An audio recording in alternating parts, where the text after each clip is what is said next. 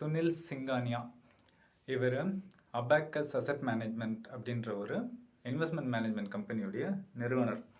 இந்த கம்பெனிக்கு முன்னாடியாக இவர் ஒர்க் பண்ணது வந்து ரிலையன்ஸ் மியூச்சுவல் ஃபண்ட்ஸில் கிட்டத்தட்ட 20 வருஷம் ஒரு முக்கியமான பதவியில் இருந்தவர். இன்றைக்கி நிப்பான் மியூச்சுவல் ஃபண்ட் மக்களிடையே இவ்வளோ பரவலாக போய் ரீச் ஆகிருக்கு அப்படின்னா அதுக்கு இவர் ஒரு முக்கியமான காரணம் அப்படின்னு சொல்லலாம்.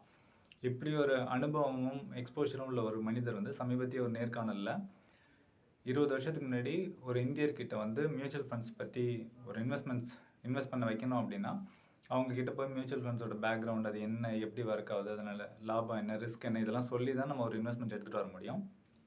ஆனால் இன்றைய நிலைமைன்றது அப்படி இல்லை. நம்ம வந்து மியூச்சுவல் ஃபண்ட்ஸ் பற்றி நிறைய இந்தியர்களுக்கு ஆல்ரெடி தெரிஞ்சிருக்கு. நம்ம ப்ராடக்ட் போர்ட்ஃபோலியோ விவரங்களை சொல்லி நம்ம இன்வெஸ்ட்மெண்ட்ஸ் எடுத்துகிட்டு வந்துடலாம் அப்படின்ற மாதிரி ஒரு கருத்தை சொல்லியிருந்தார்.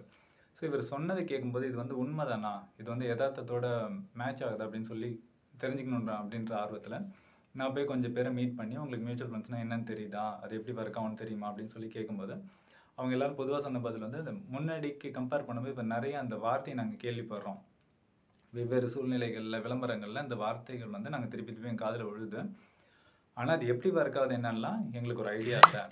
ஸோ நீங்கள் இதில் இன்வெஸ்ட் பண்ணியிருக்கீங்களா அப்படின்னு கேட்கும்போது இல்லை, அதில் இன்வெஸ்ட் எதுவும் பண்ணதில்லை. ஏன்னா அதை இன்வெஸ்ட் பண்ணுறதுக்கான தூண்டுதல் அப்படின்றது நடக்கவே இல்லை. உதாரணமாக பார்த்தா ஒரு கிரெடிட் கார்டு வாங்குங்க, இல்லை பர்சனல் லோன் வாங்குங்கன்னு சொல்லி வர ஃபோன் கால்ஸ் வந்து ஒரு மியூச்சுவல் ஃபண்ட்ஸில் இன்வெஸ்ட் பண்ண சொல்லி எங்களுக்கு வரலை அப்படின்ற மாதிரி சொன்னாங்க.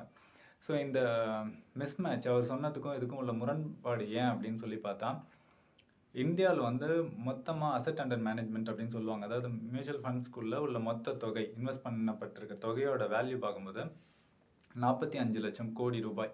ஸோ இது ரொம்ப பெரிய லம்சம்.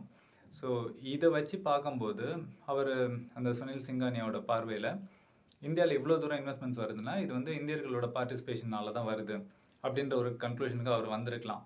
இந்த பக்கம் இவ்வளோ பெரிய தொகையாக இருந்தாலுமே இன்வெஸ்ட் பண்ணியிருக்க மக்கள் எத்தனை பேர் இதில் பார்ட்டிசிபேட் பண்ணியிருக்காங்கன்னு பார்த்தா வெறும் 7 கோடி இந்தியர்கள் தான். ஸோ இந்த 2 மிஸ்மேட்சோட விளைவு தான் இவர் இந்த மாதிரி ஒரு கன்க்ளூஷனுக்கு வந்திருக்கணும்.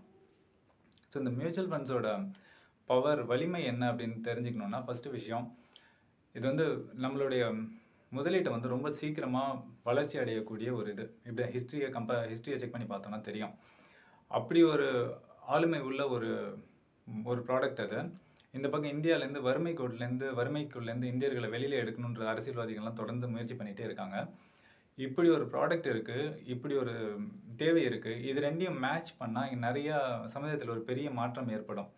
ஆனால் என்ன ஆயிடுதுன்னு பார்த்தா, இந்த ஃபண்ட் ஹவுசஸ்லாம் இவங்களுக்குன்னு ஒரு டார்கெட் வச்சுருப்பாங்க. நம்ம ஒரு மியூச்சுவல் ஃபண்ட் ஆரம்பிக்கிறோம்னா நம்ம இந்த சேல்ஸ் டார்கெட், பொதுவாக எல்லாமே அப்படி தானே இயங்கும். ஸோ இந்த டார்கெட்டை ரீச் பண்ணணும்னா இவங்க ஃபோக்கஸ் வந்து சின்னதாக 500 ரூபாய் 1000 ரூபாயில் ஃபோக்கஸ் பண்ணால் இவங்களால அந்த ஃபோக்கஸ் இது பூர்த்தி அடையாது. இது ஒரு அசம்ஷன் தான், பூர்த்தி அடையாது. அதனால இவங்கெல்லாம் எங்கே தேடி போவாங்கன்னா பணக்காரங்களையும், ஹெச்என்ஐஸ், அப்புறம் ஆர்கனைஸ் செக்டர் கீழே நல்ல பதவியில் இருக்கவங்க, இவங்களால ரீச் பண்ணும்போது இவங்களோட முதலீட்டு தொகை வந்து அதிகமாக இருக்கும். ஸோ இவங்களோட டார்கெட்டை வந்து மீட் பண்ணுறதுக்கு இது ரொம்ப உதவியாக இருக்கும். அது அல்லாமல் ஒரு மிடில் கிளாஸ், இல்லை லோயர் மிடில் கிளாஸ், இல்லை அதுக்கும் கீழே இருக்கும், இவங்கள போய் சந்திக்கும்போது இவங்களுடைய பொட்டென்ஷியல்ன்றது மாதம் ஒரு 500 ரூபாய் 1000 ரூபாய் தான் என்னால் இன்வெஸ்ட் பண்ண முடியும் அப்படின்னு சொல்லும்போது இந்த காசுக்காக இவங்க பெரிய எஃபர்ட் போட முடியாது. அதனால என்ன ஆயிடுதுன்னா மோஸ்ட்லி இந்த ப்ராடக்ட் வந்து பணக்காரங்களே திருப்பி பணக்காரங்களுக்காக ஆக்கிட்டே போகுது. ஹெச்என்ஐஸோட சொத்துக்கள்லாம் அதிகமாகிட்டே போகுது. ஆர்கனைஸ் செக்டரில் ஆல்ரெடி நல்ல வாழ்க்கையை வாழ்கிறவங்க வந்து இன்னும் அவங்களோட வசதி பெருக்கிட்டே போகிறாங்களே தவிர இந்த பக்கம் ஏழைங்களுக்கு கொஞ்சம் மேலே இருக்கவங்களெல்லாம் போயிட்டு ரீச் பண்ணுறதே இல்லை. ஸோ இந்த டிஸ்கிரிபன்சி காரணமாக தான் இந்த சுனில் சிங்கானி இந்த கருத்தை கூட தெரிவிச்சிருக்கலாம்.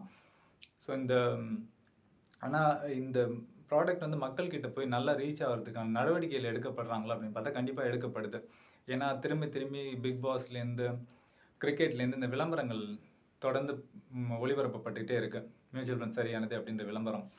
ஆனால் இந்த விளம்பரம் வந்து மெட்டீரியலைஸ் ஆக மாட்டேங்குது. அதை வந்து மெட்டீரியலைஸ் பண்ணுறதுக்கு ஆள் கிடையாது இங்கே. ஸோ இது ஒரு காரணம். அதுவும் இல்லாமல் மியூச்சுவல் ஃபண்ட்ஸில் இன்வெஸ்ட் பண்ணணும்னு ரொம்ப பெரிய தொகையெல்லாம் தேவையில்லை. 10,000 ரூபாய் இருக்கணும், 20,000 இருக்கணுன்றதெல்லாம் இல்லை.